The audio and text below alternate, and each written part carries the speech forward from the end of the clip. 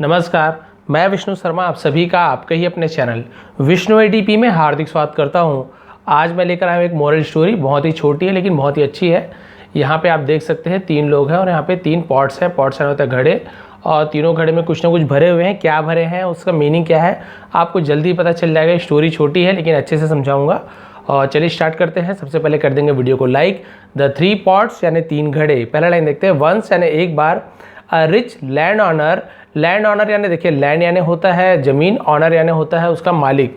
तो हम इसे ज़मींदार जो बोलते हैं ना, वही लैंड ऑनर होता है। ठीक है। एक बार एक अमीर ज़मींदार, वाइल डाइंग, वाइल यानी होता है दौरान, डाइंग यानी मरने के या मरते समय, तो मरने के दौरान जब वो मर रहा था समझ लीजिए, टोल्ड हिज 3 सन्स। टोल्ड यानी कहा, हिज यानी उसके, 3 सन्स 3 बेटों से कहा। मरने के दौरान उसने क्या कहा, अपने 3 बेटों से कहा। क्या कहा देखिए, to dig under his bed. To dig यानी खोदने के लिए, अंडर, अंडर यानी नीचे, हिज बेड यानी उसके जो बिस्तर के नीचे, पलंग के नीचे खोदने के लिए कहा। मरने के दौरान, मरते समय उसने कहा कि तुम क्या करना, मेरे पलंग के नीचे खोदना तुम। तो डिग यानी क्या होता है, खोदना। ये चीज़ याद रखना, डिग खोदना। ठीक है। सम डेज कुछ दिनों बाद, लेटर यानी होता है बाद, कुछ दिनों बाद, the sons dug there. The sons यानी जो बेटे थे उन्होंने क्या किया, डग। अब वहाँ पे डिग यानी खोदना, यहाँ पे डग क्यों लिखा हुआ है, डिग क्यों लिखा है, क्योंकि ये पास्ट टेंस है। ठीक है। तो पास्ट टेंस में बोला खोदा, तो वहाँ पे डग, और वहाँ पे खोदना ऐसे बोल रहे थे, इसलिए डिग का यूज़ किया है। कि वहाँ पे बोल रहे थे कि खोदना, तो वहाँ पे डिग का यूज़ हुआ है, और यहाँ पे खोदा पास्ट टेंस, तो डग, डिग का डग हो जाता है। कुछ दिनों बाद क्या किया देखिए, बेटों ने क्या किया, खोदा, देयर यानी वहाँ खोदा, एंड और अनर्थ 3 पॉट्स। अनर्थ यानी होता है, अनर्थ यानी होता है पता लगाया, वहाँ पे पाया, वहाँ मिला, उसे अनर्थ करते हैं। ठीक है। 3 पॉट्स, और वहाँ उन्हें क्या मिला, 3 पॉट्स मिले, 3 घड़े मिले। फिर क्या हुआ देखिए, the top most pot, top most यानी सबसे ऊपर। ठीक है। टॉप मोस्ट यानी सबसे ऊपर पॉट जो घड़ा था उसमें, कंटेंट मड, कंटेंट यानी उसमें निहित था, उसमें था, उसके अंदर, या उसमें भरा हुआ था, ऐसे बोल सकते हैं। मड, मड यानी होता है मिट्टी। तो सबसे ऊपर वाला जो घड़ा था, 3 घड़े पाए थे उसमें, लेकिन सबसे जो ऊपर वाला जो घड़ा था उसमें उसने क्या पाया कि जो सबसे पहला ऊपर वाला जो घड़ा था उसमें मिट्टी भरा हुआ था। ठीक है। उसके बाद क्या था देखिए, the middle pot contain the dried Dang of a cow. और जो मिडिल पॉट, मिडिल यानी होता है बीच का जो घड़ा। ठीक है। मिडिल यानी बीच का, पॉट यानी घड़ा। तो जो बीच का घड़ा था उसमें कंटेन क्या भरा हुआ था, the dried Dang of a cow. Dried यानी सूखा हुआ, ड्राई का ड्राइड, सूखा हुआ, डंग, डंग यानी होता है गोबर। ठीक है। ऑफ यानी का, अ काउ एक गाय का, मतलब गाय का क्या भरा हुआ था, गोबर भरा हुआ था, सूखा हुआ। जो बीच वाला था, पहला में भरा था मिट्टी, दूसरे में सूखा गोबर भरा हुआ था। And the lowest pot contain straw. और जो लोवेस्ट, लोवेस्ट यानी सबसे नीचे को लोवेस्ट कहा जाता है। पॉट, पॉट यानी होता है, वही आपको बताया, घड़ा जो सबसे नीचे करते बोलता है लोवेस्ट स्कोर, सबसे नीचे स्कोर, सबसे कम स्कोर, उसे लोवेस्ट कहा जाता है।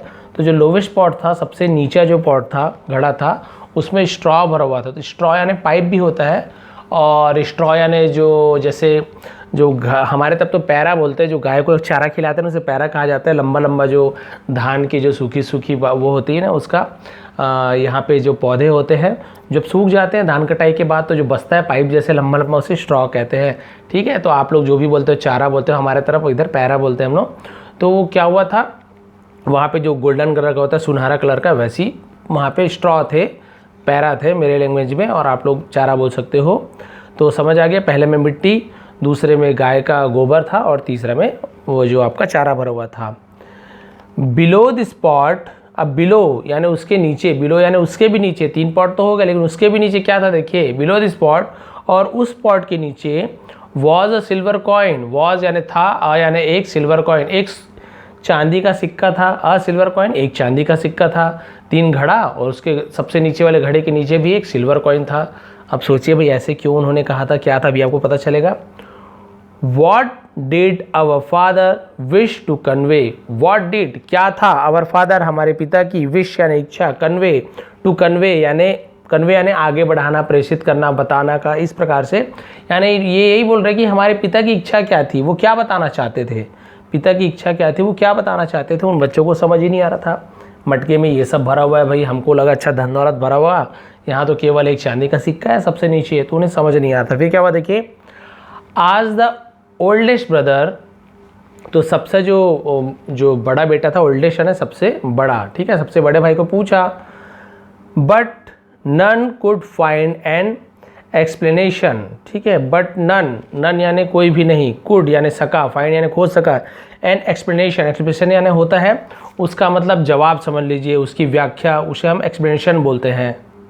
तो कोई भी अच्छे से बता नहीं पाया, व्याख्या नहीं कर पाया कि आखिर क्या इसका मतलब है, कोई ठीक से बता ही नहीं पाया, उसका मतलब कोई जान ही नहीं पाया क्या कहना चाहते पिताजी हमारे। फाइनली, अंततः, आखिरकार जिसे हम बोलते हैं finally, they consulted their doctor, ठीक है, दे कंसल्टेड यानी उन्होंने कंसल्ट किया, ठीक, कंसल्ट करना यानी होता है किसी से राय लेना, ठीक है, उसे हम कंसल्ट कर, सलाह लेना, उसे कंसल्ट करना बोलते हैं। कंसल्टेड यानी पास्ट टेंस, उन्होंने सलाह ली, किससे सलाह ली, देयर डॉक्टर, उनके डॉक्टर से, who was also a family friend, जो थे, हु यानी कौन भी होता है और जो भी होता है, जो वॉज यानी थे, ऑल्सो यानी वो भी क्या थे, अ फैमिली फ्रेंड, एक मतलब परिवार के मित्र ही थे, फैमिली फ्रेंड थे, ठीक है, वो अब उनके दोस्त ही थे, वो भी फैमिली डॉक्टर जरूर थे लेकिन एक दोस्त भी थे उनके। The doctor laughed and said, doctor हंसा, इसे लाफ्ट ऐसे पढ़ेंगे, लॉग्ड नहीं पढ़ेंगे, लाफ्ट, फ ऐसे लाफ्ट यानी हंसा, एंड सेड और कहा, हंसते हुए क्या कहते थे उन्होंने, द इंटरप्रिटेशन, ठीक है, इंटरप्रिटेशन यानी क्या होता है, व्याख्या करना, विवरण करना, या वो जो बोलना चाहते थे उस चीज़ की व्याख्या उन्होंने कैसे किया, इज सिंपल, इसकी व्याख्या बहुत ही सिंपल है, सरल है, वो क्या कहना चाहते हैं बहुत ही सरल है। देखिए उन्होंने क्या बोला, देखिए, the pot containing mud, the pot containing mud, जो पॉट क्या किया हुआ है, मड रखा हुआ है, जिसके अंदर मड भरा हुआ है, मिट्टी भरा हुआ है, मीन्स इसका मतलब है that your father wanted his oldest son to have his field, तो जो सबसे ऊपर वाले घड़े में मिट्टी भरा हुआ था तो उसके पिताजी क्या चाहते, दैट यानी कि योर फादर, आपके पिताजी, वांटेड चाहते थे, हिज ओल्डेस्ट सन, कि उसके, ओल्डेस्ट यानी सबसे पुराना तो नहीं होगा, ओल्डेस्ट यानी सबसे बड़ा होता है, ठीक है, ओल्डेस्ट सन यानी उसका सबसे जो बड़ा बेटा है, to have his field, to have यानी वो रखे, क्या रखे, हिज फील्ड्स यानी उसकी, फील्ड यानी क्या होता है, खेत को फील्ड्स कहा जाता है, ठीक है, हिज यानी उनके खेतों को उसका सबसे बड़ा बेटा के पास रहे, ये वो चाहते थे, क्योंकि सबसे ऊपर था ना, तो सबसे ऊपर है ना सबसे बड़ा, तो सबसे बड़े बेटे को क्या मिलना चाहिए, उनका खेत मिलना चाहिए, ऐसा वो कहना चाहते थे। The pot containing a cow's dung, his means he wanted his second son to have the cattle, ठीक है। अब देखिए, the pot containing a cow's dung, और जो मिडिल वाला जो पॉट था, बीच वाला, उसमें क्या भरा हुआ था, काउज डंग यानी गाय का गोबर था, मीन्स तो उसका मतलब क्या था, देखिए, ही वांटेड वो चाहते थे, हिज सेकंड सन उसका जो दूसरा बेटा है, जो बीच वाला बेटा है, to have his cattle, to have his cattle, उसके पास क्या रहे, उसका कैटल रहे। कैटल यानी क्या होता है, पशु, जीव, जो जानवर होते हैं, पशु होते हैं, उसे कैटल कहा जाता है, यानी जो भी होगा, गाय बकरी जो भी होगा, उसके बाद जो पालते रहे होंगे, तो उसने कहा कि मेरे सेकंड जो बच्चा है उसके पास ये सब होना चाहिए। उनके कहने का मतलब ये था, क्योंकि भाई गाय का गोबर भरा हुआ था तो इन्हें समझ नहीं आ रहा था, तो फिर ये समझा रहे हैं कि भाई जहाँ पे मिट्टी है यानी ज़मीन, गाय का गोबर है यानी जितने भी गाय हैं, पशु हैं, वो सेकंड वाले को मिलेगा। देखिए अब समझ आते आ रहा है। अब देखिए उसके बाद, the pot containing straw means he wanted his youngest son to have all his gold, ठीक है। द पॉट कंटेनिंग स्ट्रॉ, और जो पॉट में क्या भरा हुआ था, स्ट्रॉ भरा हुआ था, जो कि जो घास भरा हुआ था, सुनहरी जो घास होती है, सूखी घास पीली रंग की, मीन्स इसका मतलब क्या है, ही वांटेड वो चाहते थे, हिज यंगेस्ट सन, यंगेस्ट, यंग यानी जवान होता ना, या सबसे छोटा उसे यंगेस्ट कहा जाता है, ठीक है, उसका जो सबसे छोटा बेटा था, to have all his gold, to have उसके पास क्या रहे, ऑल हिज गोल्ड, उसके सभी सोना उसके पास रहे, क्योंकि भाई पीली पीली रहती सूखी जो धान का जो बालियाँ रहती है, बालियाँ बोल रहा हूँ, जो उसका जो पौधा होता है, जब काटने के बाद जो बचा हुआ जो सूख जाता है वो पाइप, तो वो ऐसे गोल्डन कलर करता है सूखा, इसलिए उन्होंने इस प्रकार का उसे डाला था कि समझ आ जाए कि भाई उन्हें क्या चाहिए, सोना इसे दे देना चाहिए सबसे छोटे बेटे को, तीसरे नंबर पे। And the silver coin well, और जो सिल्वर कॉइन भी है, ठीक है, सिल्वर कॉइन वेल यानी जो सिल्वर कॉइन जो है उसमें, योर फादर न्यू, तुम्हारे पिता, न्यू यानी जानते थे, नो का न्यू हो जाता, नो यानी जानना, न्यू यानी जानते थे, ठीक है, पास्ट टेंस, वो जानते थे, you would come to consult me, you would तुम आओगे, विल का वुड हो जाता है पास्ट टेंस में, यू वुड कम तुम आओगे, टू कंसल्ट मी, कंसल्ट यानी सलाह लेना, मी यानी मुझसे, कि तुम क्या करोगे, मुझसे सलाह लेने आओगे। वो पहले से जानते थे, वो आप लोग को जानते थे, आप लोग समझ नहीं पाओगे। और आप लोग मुझसे क्या लेने आओगे, सलाह लेने आओगे। द कॉइन इज़ माई फ़ी, और ये जो कॉइन है, जो चांदी का जो सिक्का था ना, सबसे नीचे वाले घड़े के नीचे एक चांदी का सिक्का रखा था, वो क्या है, माई फ़ी, और ये मेरी फ़ीस है। तो इससे मोरल क्या मिलती है, ऑलवेज बी फॉरसाइटेड। फॉरसाइटेड का मतलब क्या होता है, दूरदर्शी बनो, हमेशा दूरदर्शी बनो, दूर की सोचो। भाई यहाँ पे तो भाई वो रख दिए हैं, लेकिन इन्होंने क्या किया, इन्हें बिल्कुल भी समझ ही नहीं आ रहा था इसका मतलब क्या है, समझ ही नहीं आया।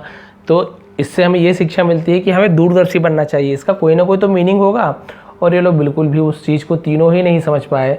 फिर डॉक्टर के पास गए, और वो जो डॉक्टर थे वो समझ गए कि वो क्या बताना चाहते हैं। सिक्के को भी समझ गए कि भाई हाँ, ये मेरे लिए फ़ीस रख के गए हैं, क्योंकि वो जानते थे कि मेरे बच्चे तो दूरदर्शी है नहीं, ये तो समझ नहीं पाएंगे, वो ज़रूर ये डॉक्टर के पास आएंगे। और उनकी फ़ीस भी उन्होंने क्या किया, रख दिया कि ये आपकी फ़ीस है। तो ये थी स्टोरी। इससे हमें यही शिक्षा मिलती है कि हमें दूरदर्शी होना चाहिए। भविष्य में कोई भी चीज़ हमें बिना सोचे नहीं करना चाहिए, हमें उसके ऊपर बहुत ज़्यादा विचार करना चाहिए कि ये चीज़ क्यों है, ऐसा क्यों हो रहा है, और हमें फ्यूचर में इससे हमें क्या लाभ होगा, क्या हानि हो सकती है। दूरदर्शी होना चाहिए, भविष्य का सोचते हुए हमें काम करना चाहिए। भविष्य की चिंता नहीं करनी चाहिए, भविष्य के बारे में चिंतन करना चाहिए, सोचना चाहिए कि हमें क्या करना है, कैसे करना है, लेकिन उसकी चिंता नहीं करनी चाहिए। ठीक है, चिंता चिता के समान होता है, इससे टेंशन ना लो। हाँ, भविष्य के लिए आप भविष्य का सुरक्षा के लिए ध्यान जरूर दीजिए, लेकिन उसके लिए बहुत ज़्यादा टेंशन मत लीजिए। धीरे धीरे करके, कैसे भी करके भविष्य के बारे में भी आपको सोचनी चाहिए, दूरदर्शी होना चाहिए। तो ये थी स्टोरी, थोड़ी भी पसंद आई हो। बहुत सारी हमने नए नए वर्ड की मीनिंग जाने, यहाँ पे डिग यानी खोदना होता है, ठीक है, अनहार्टेड यानी हमने पता किया यहाँ पे। उसके बाद कंटेंट यानी हमने पता किया, ठीक है, यानी कुछ चीज़ भरा हुआ होता है, किसी में निहित होता है। एक्सप्लेनेशन यानी व्याख्या करना होता है। कंसल्ट यानी सलाह लेना। कैटल यानी पशु होता है। फील्ड यानी जो हमारा आपका जो खेत होता है उसे फील्ड कहा जाता है। ठीक है, इस प्रकार से कैटल मैंने आपको बता दिया था। ओल्ड एज यानी सबसे बड़ा बेटा, यंगेस्ट यानी सबसे छोटा बेटा को कहा जाता है। इस प्रकार से देखिए बहुत सारे वर्ड हमको यहाँ पे सीखने को मिलते हैं, और जब बार बार प्रैक्टिस करते हैं तो हमें धीरे धीरे ट्रांसलेशन भी आने लगता है। तो ये थी आज की स्टोरी, छोटी सी थी, मैंने पहले ही कहा है। थोड़ी भी पसंद आई हो तो प्लीज़ लाइक करेंगे, शेयर करेंगे। आप सभी का बहुत बहुत धन्यवाद। आपका दिन शुभ रहे।